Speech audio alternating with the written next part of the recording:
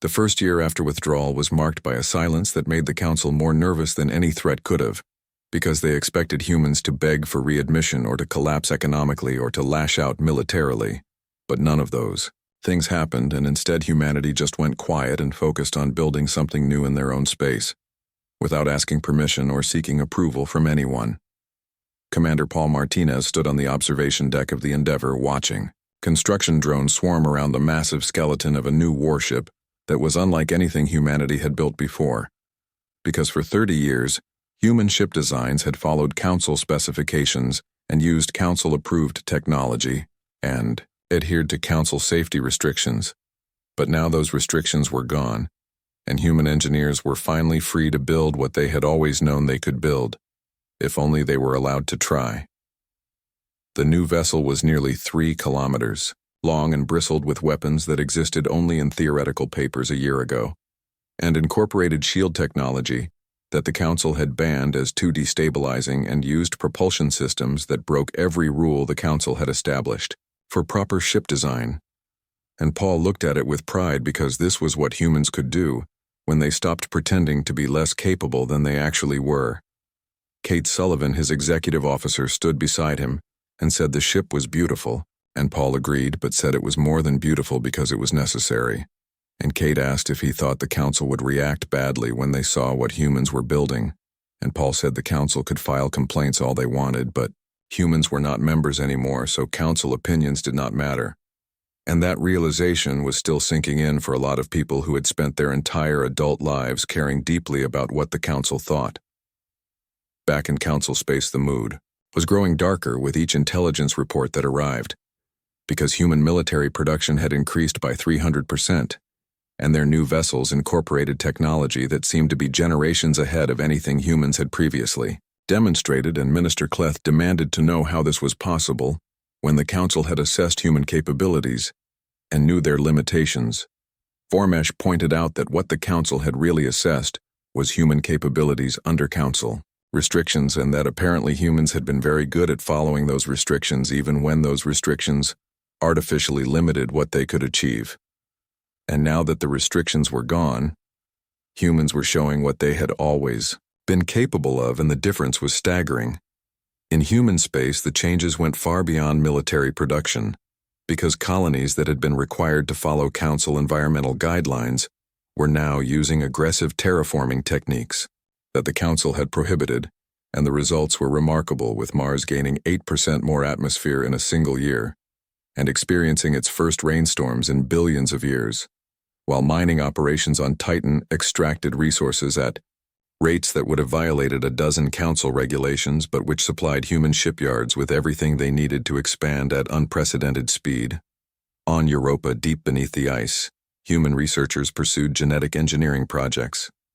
The Council had banned as too dangerous and created disease-resistant crops that could grow in almost any environment,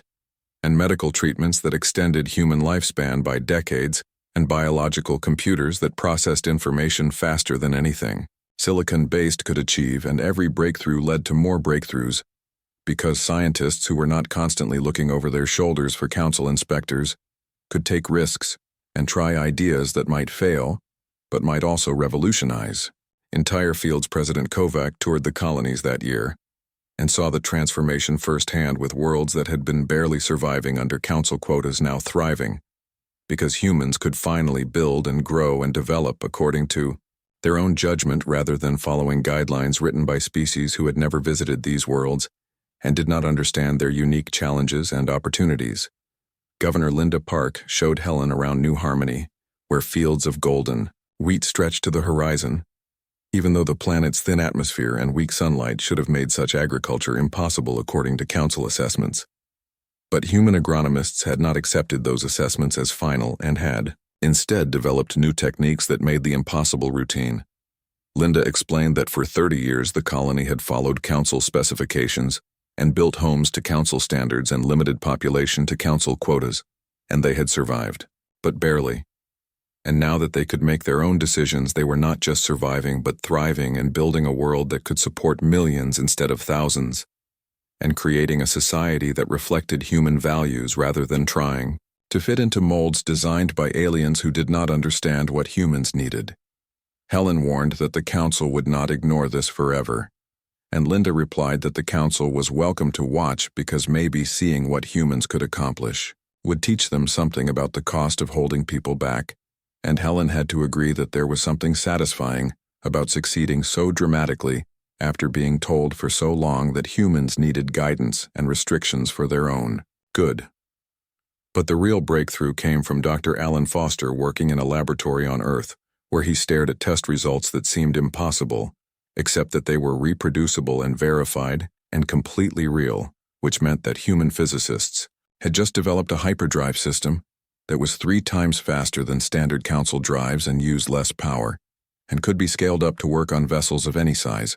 Alan's assistant pointed out that this meant humans could cross the galaxy in a fraction of the time it took council vessels, and Alan sat down heavily because he understood the implications and said the council was going to realize humans had been holding back all along, except they had not really been holding back because you could not hold back something you never tried to develop in the first place. For 3 decades, human engineers had designed ships to council standards and used council-approved components and followed council-tested procedures not because they could not innovate but because innovation had been discouraged through subtle pressure and constant inspections and bureaucratic delays that made trying new things more trouble than it was worth.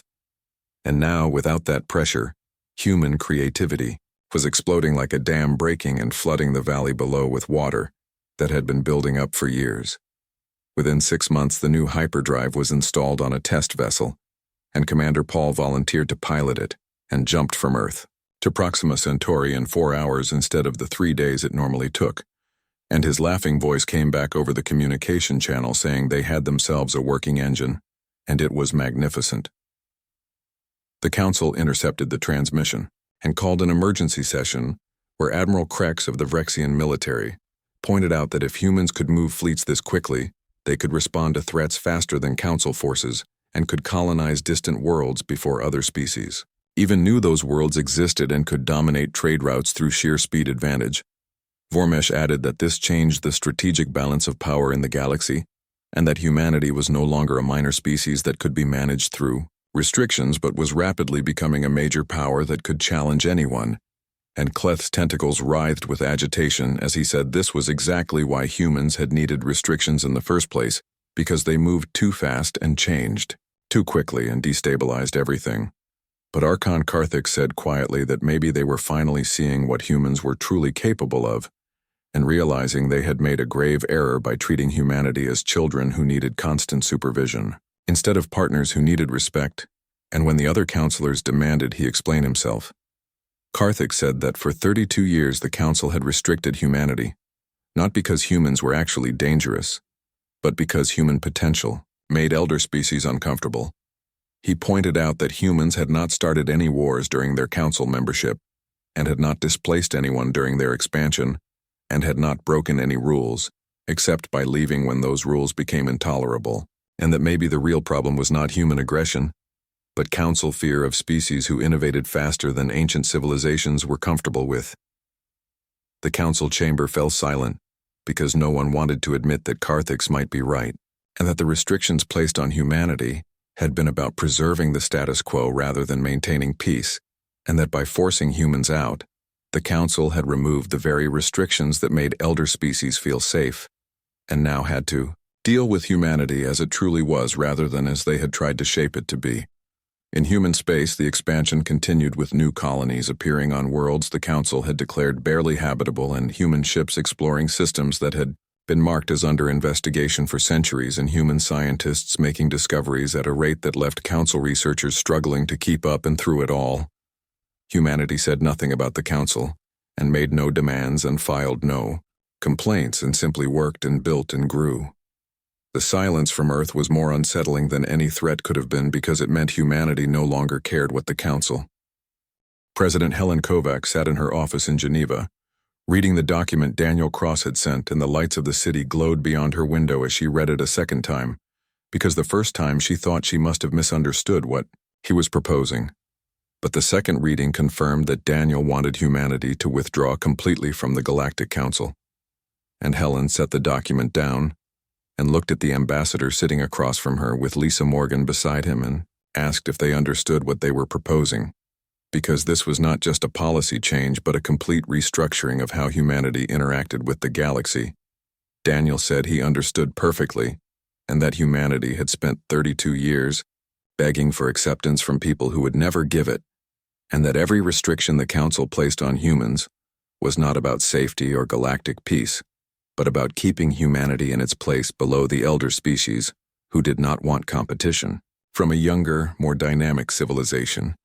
And Helen pointed out that withdrawing would mean economic isolation and diplomatic exile and possibly military confrontation. And Daniel agreed but said those things were already happening in slower, less obvious ways through trade restrictions and diplomatic snubs and constant military inspections that no other species had to endure.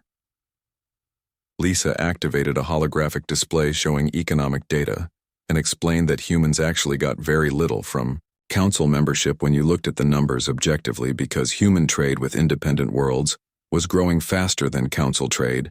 and human technology was advancing faster than anything the Council shared, and human colonies were more successful than Council estimates said they should be.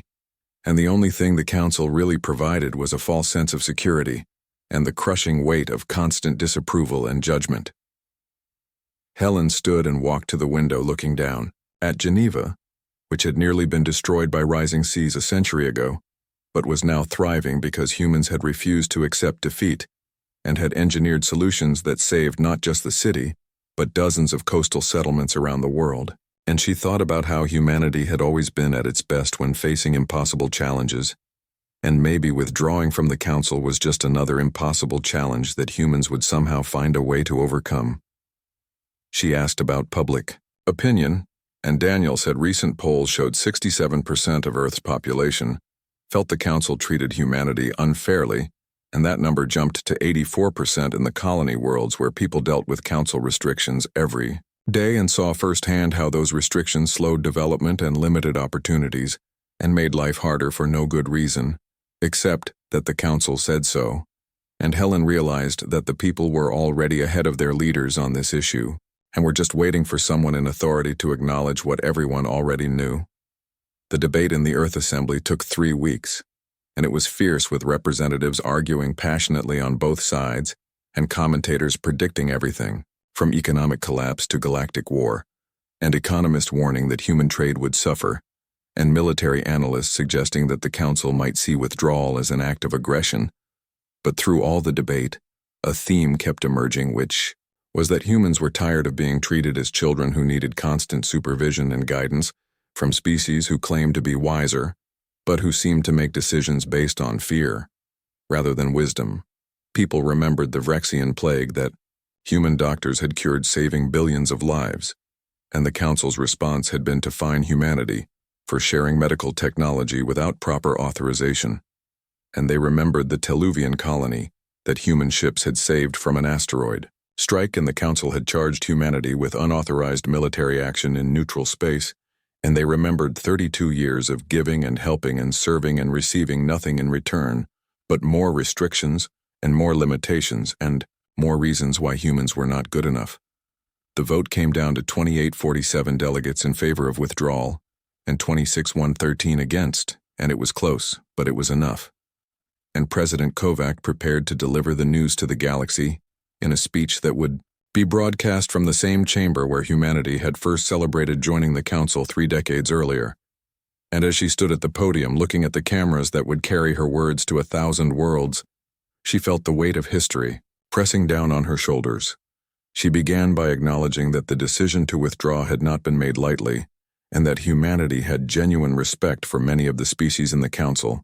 and valued the friendships that had been formed over 3 decades, but she explained that respect and friendship should be mutual, and that the Council had consistently treated humanity as a problem to be managed rather than a partner to be valued,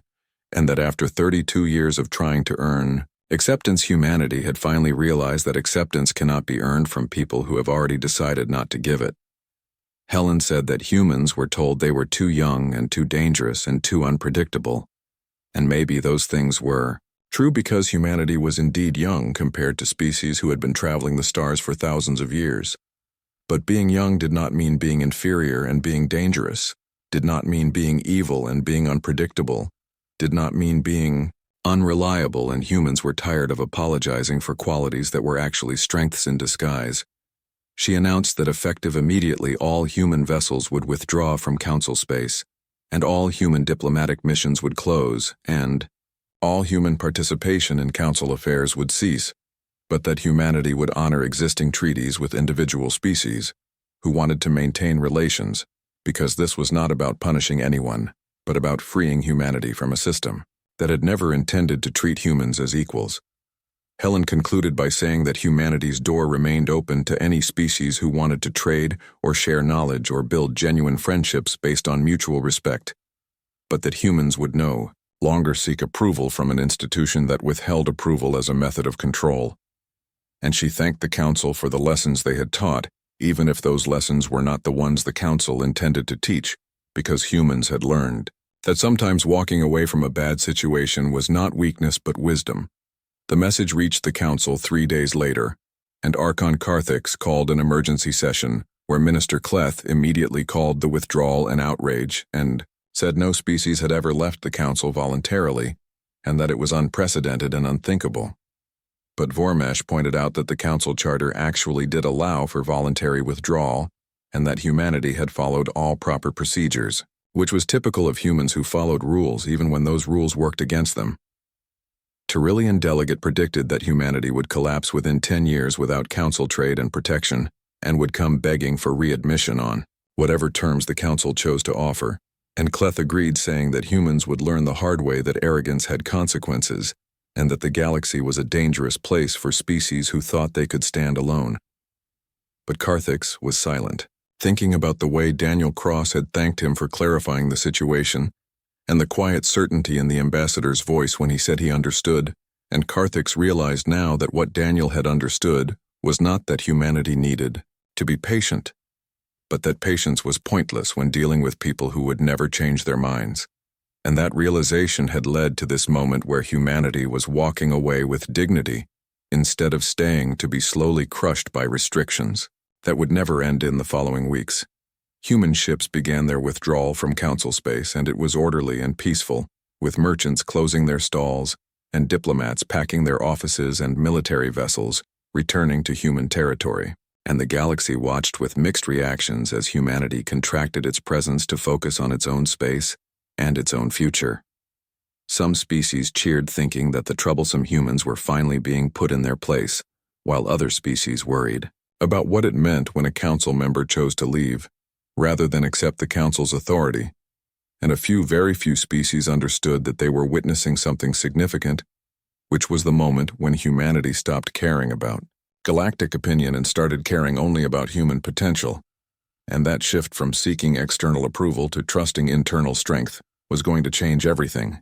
even if no one quite understood how yet. Daniel Cross stood in the massive chamber and felt small, even though he was not a small man by any measure.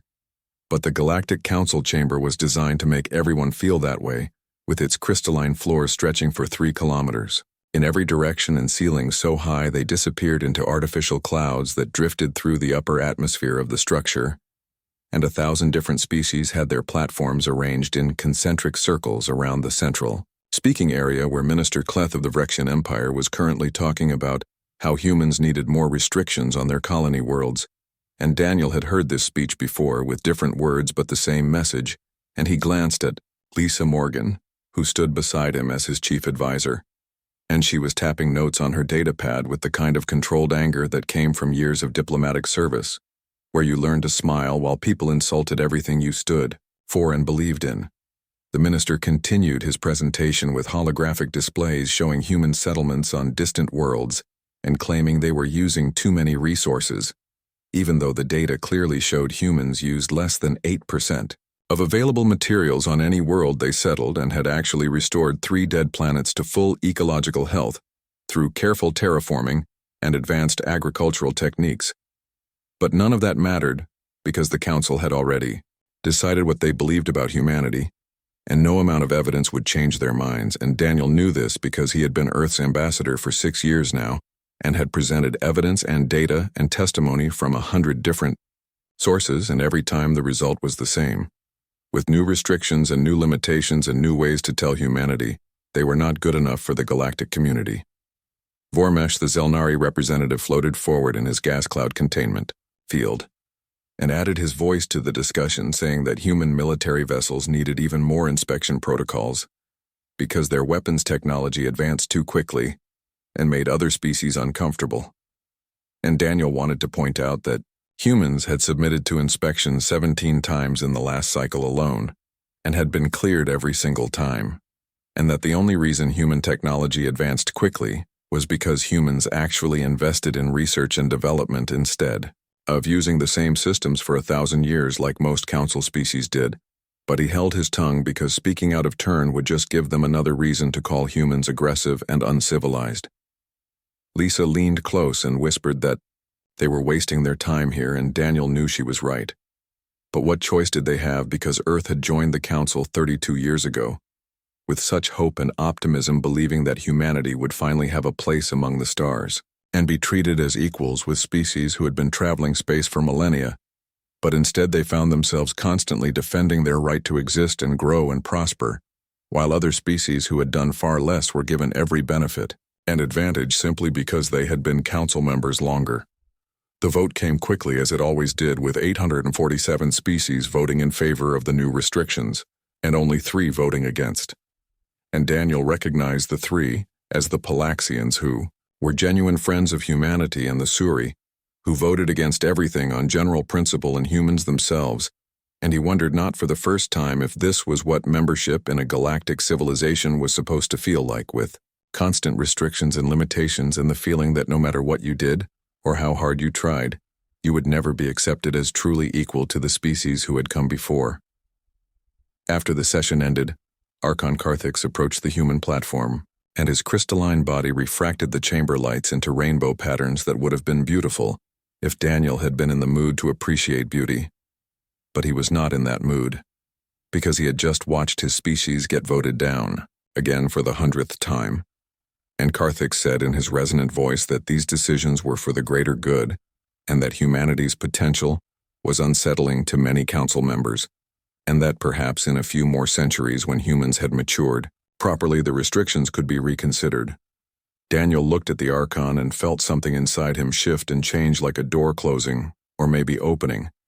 and he said very quietly that he understood and thanked the Archon for clarifying the situation. And Karthik seemed pleased by this response, because he probably thought Daniel was accepting the council's wisdom. But what Daniel was actually understanding was something completely different, which was that no matter how long humans waited, or how much they proved themselves, or how many times they saved council species from disasters and plagues and wars, they would never be truly accepted, because the council did not want to accept them, and all the evidence and good behavior and patient waiting in the universe would not change that fundamental fact. The journey back to Earth took 14 days through the approved travel lanes, because the council had prohibited humans from using the faster routes, claiming concerns about human navigational practices, even though human ships had perfect safety records and had never caused a single accident in council space. But the restrictions existed anyway, and Daniel spent most of the trip in his quarters reviewing 3 decades of council records and looking for patterns in how humans had been treated versus how other species were treated, and what he found made his blood run cold, because it was so systematic and so consistent that it could not be accidental. Every human proposal delayed, and every human achievement minimized, and every human request denied or buried under so much bureaucratic procedure that it took years to get simple approvals that other species received in weeks, and when humans succeeded. Despite all the obstacles, new obstacles appeared immediately, as if the council had a department specifically tasked with finding ways to slow human progress and keep humanity in its place, which was apparently somewhere below actual council members, but above the completely uncivilized species who had not yet developed space travel. Lisa found him on the observation deck on the 12th day, staring out at the stars as they streaked past in the distorted colors of faster-than-light travel, and she said without preamble that he was thinking something dangerous, and Daniel replied that he was thinking something necessary, and she asked what that was, and he said he was thinking about what would happen if humans just stopped trying to prove themselves to people who would never be satisfied no matter what humans did. She was quiet for a long moment while the stars rushed past, and then she asked what he meant by stopping, and he explained that humanity had built its entire post-contact civilization around getting council approval, with trade routes going through council space and colonies following,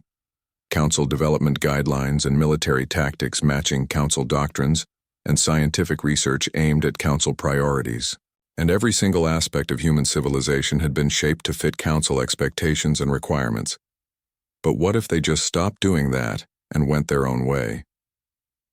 Lisa pointed out that the council would see that as rebellion, and Daniel agreed, but asked what the council would actually do about it, because they already sanctioned humans and already restricted human activities and already treated humanity as second-class citizens. So what more could they do? And Lisa said they could attack. And Daniel replied that the council had been cutting human military capabilities for years, but humans were still strong enough to defend themselves and had actually been holding back their full potential because they were trying to be good council members. But if they stopped trying to be good council members and started trying to be the best version of humanity they could be, then things might be very different. The ship dropped out of faster-than-light travel 3 days later, and Earth appeared in the viewport looking blue and green and beautiful. And Daniel made his decision right there, looking at his homeworld and thinking about all the humans living on that planet, and on dozens of colony worlds, working hard and following rules and trying to be good enough for people who would never think they were good enough. And he realized that it was time to stop seeking approval from others and start approving of themselves. He told Lisa to set up a call with the Secretary General and to start drafting a document, and she asked what kind of document. And he said the kind that would change everything, because humanity was done asking permission to exist and done begging for scraps from a table they had helped build, and done accepting restrictions from people who feared human potential more than they valued human friendship. And it was time for Earth to have a very serious conversation about its future in a galaxy that clearly did not want them as equals. The stars outside the viewport seemed to shine a little brighter as Daniel made his way to the communications center, and he felt lighter than he had in years, because for the first time since becoming ambassador, he was not thinking about how to make the council accept humanity, but rather thinking about how humanity could accept itself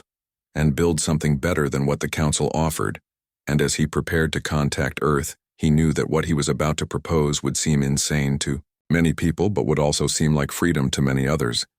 And sometimes freedom was worth the risk of standing alone. The raiders came from the outer reaches where law meant nothing and strength meant everything,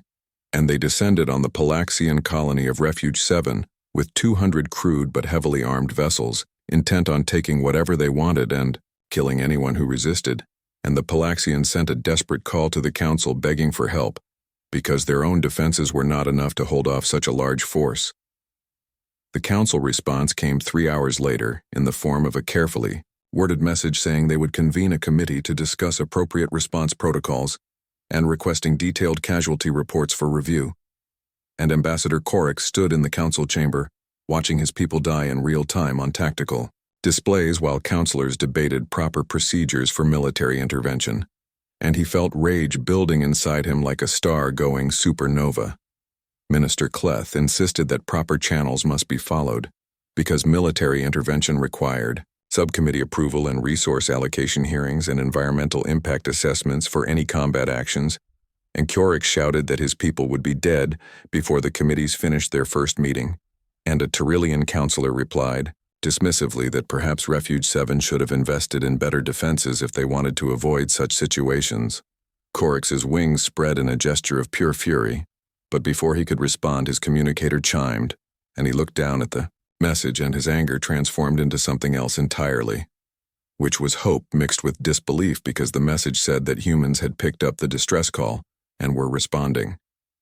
A counselor asked what that meant, and Korik said quietly that it meant the humans were coming, and Cleth pointed out that humans were no longer council members, so this was not their concern, and Korik replied that someone should tell the humans that, because they clearly did not care about jurisdiction or proper procedure when friends were in danger. Admiral Peter Grant stood on the bridge of the Endeavour looking at tactical displays showing Refuge 7 12 light-years away, and at standard council speeds, it would take 3 days to reach the colony, but the Palaxians would be dead long before that. And he thought about Ambassador Korix, who had stood with humanity when no one else would, and about Palaxian merchants who had been first to trade with human colonies after the withdrawal, and about what it meant to be human and to have the power to help and to choose not to use it.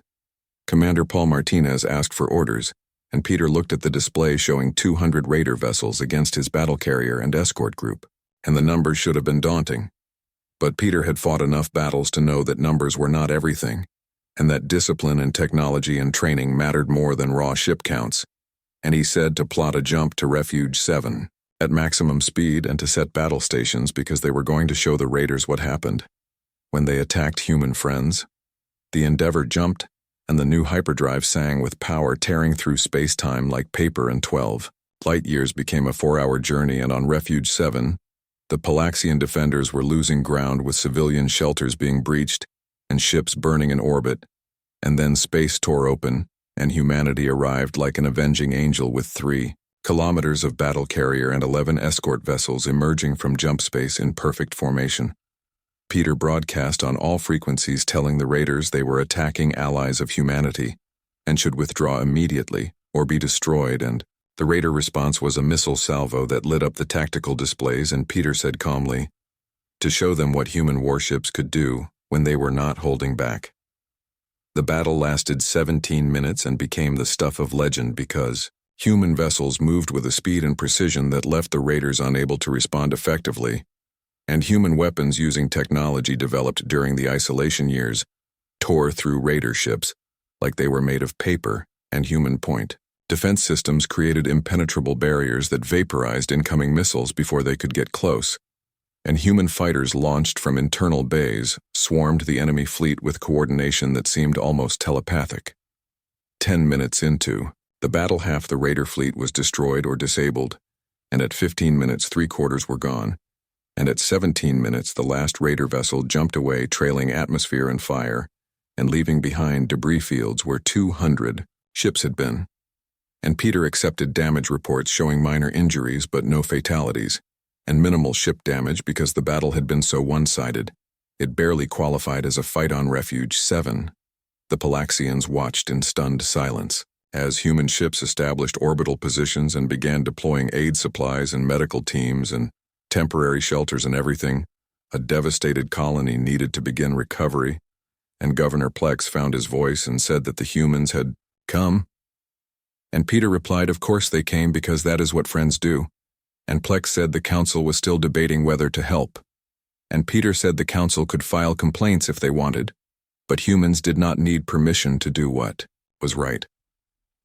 The recording of the battle reached the council within hours, and the reaction was chaos, with Minister Cleth shouting about unauthorized military action and violations of protocol, and exactly the kind of reckless behavior that justified every restriction the council had placed on humanity. But Ambassador Korix stood and said coldly that humans had saved 800,000 Palaxian lives while the council debated procedures, and that maybe the council should think about what that meant. The debate raged, but something fundamental had shifted because species who had supported human restrictions were now silent and thoughtful, and the Palaxians who had already been friendly to humanity became openly allied, and other species watching began to reassess their positions and to wonder if maybe the council's careful procedures and endless debates were not actually the best way to handle emergencies. Word spread through the outer reaches that humans did not follow council rules anymore and did not debate or hesitate and just fought when fighting was needed, and when they fought they won decisively and completely. And within weeks, piracy in sectors near human space dropped by 70% because raiders were not stupid and knew to avoid targets that would bring human warships down on them like the hammer of an angry god. But it was not just the military action that changed minds, because human reconstruction teams stayed on Refuge 7 for 3 months and rebuilt habitats and restored infrastructure and shared technology, freely asking nothing in return except friendship. And Governor Plex asked Peter one evening why humans were helping when the Palaxians were not human citizens, and this was not human territory. And the council certainly would not thank them for it. Peter said they helped because it was the right thing to do, and because they could, and because maybe the council was right, that humans were dangerous, but maybe being dangerous was not always bad, because sometimes the galaxy needed species willing to act instead of debate, and to fight when fighting was necessary, and to help when help was needed, without worrying about proper procedures or committee approvals. Plex said, "There was an old Palaxian saying about birds caged too long forgetting how to sing, but when they finally escaped they did not sing but screamed." And Peter asked if that was what humans were doing, and Plex replied that humans were finally showing the galaxy what they had always been capable of, and the sound terrified elder species who had convinced themselves that humans needed guidance and control.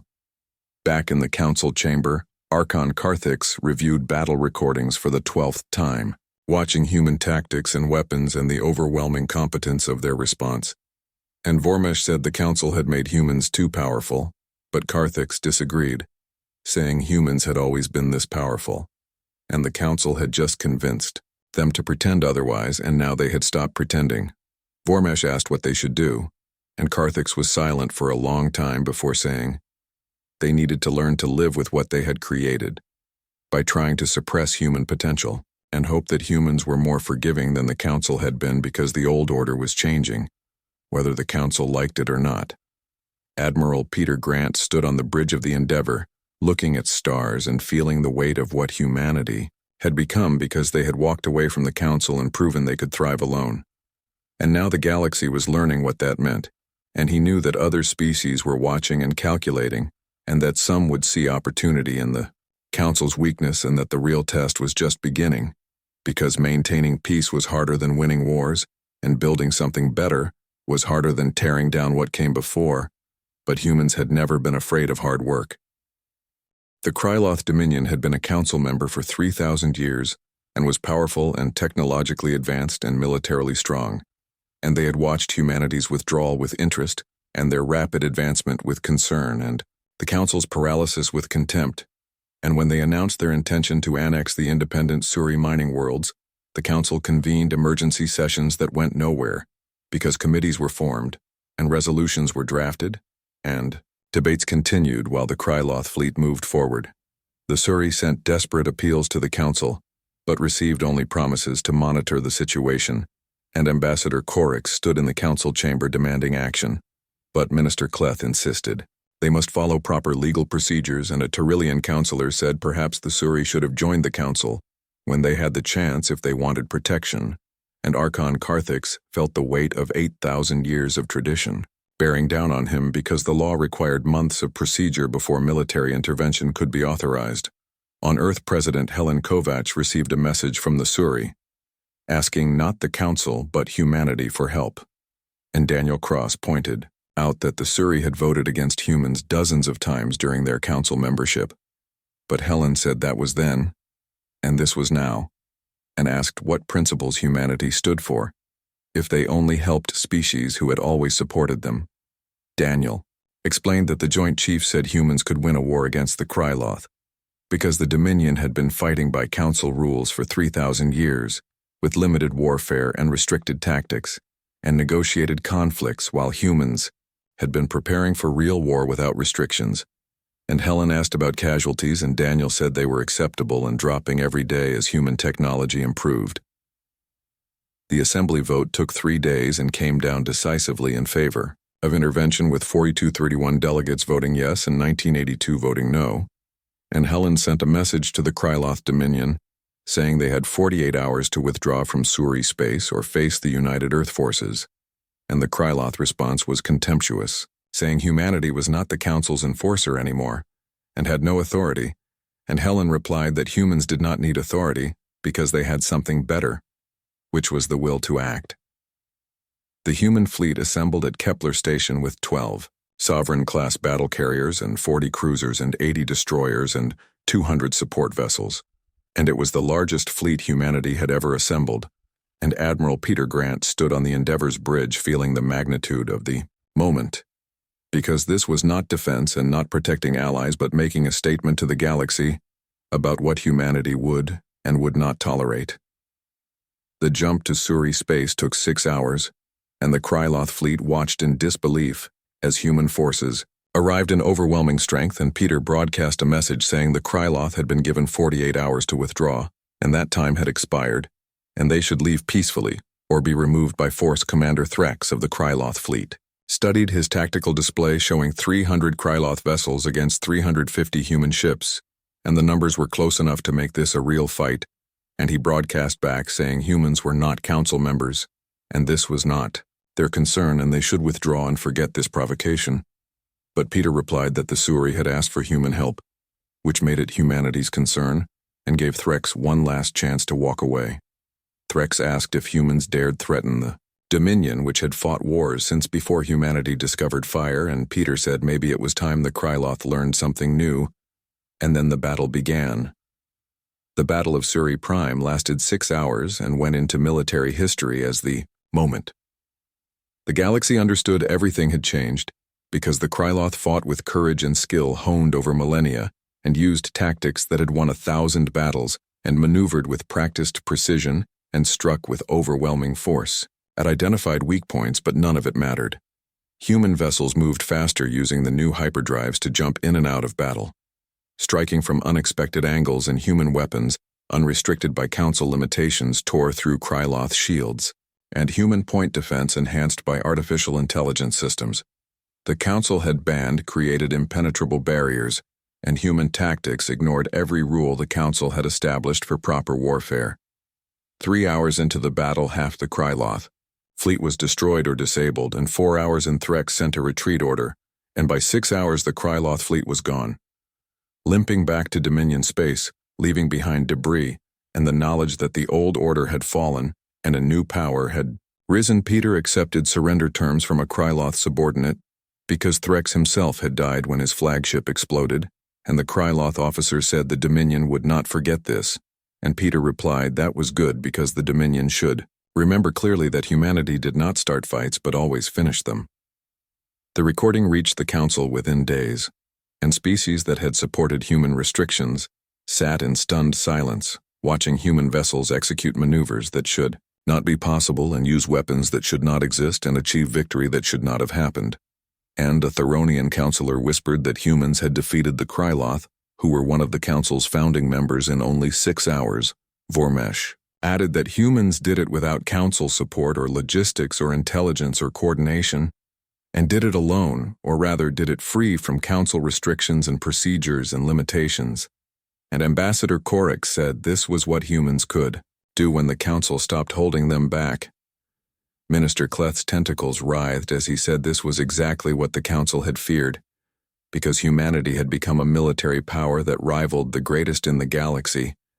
and could threaten anyone. But Archon Karthik said quietly that humans could threaten but would not, and that was what the council did not understand. He activated displays showing not battles, but timelines of human actions over 3 years since withdrawal, and pointed out that humans had left peacefully and built up their military, but attacked no one, and sought no revenge, and just worked and built and grew. And when the Palaxians were attacked, humans helped, and when the Suri were threatened, humans intervened not for territory or resources or thanks, but because it was right. Karthik said the council had been so afraid of humans becoming monsters that they tried to chain them, but forgot that you do not create monsters by giving freedom,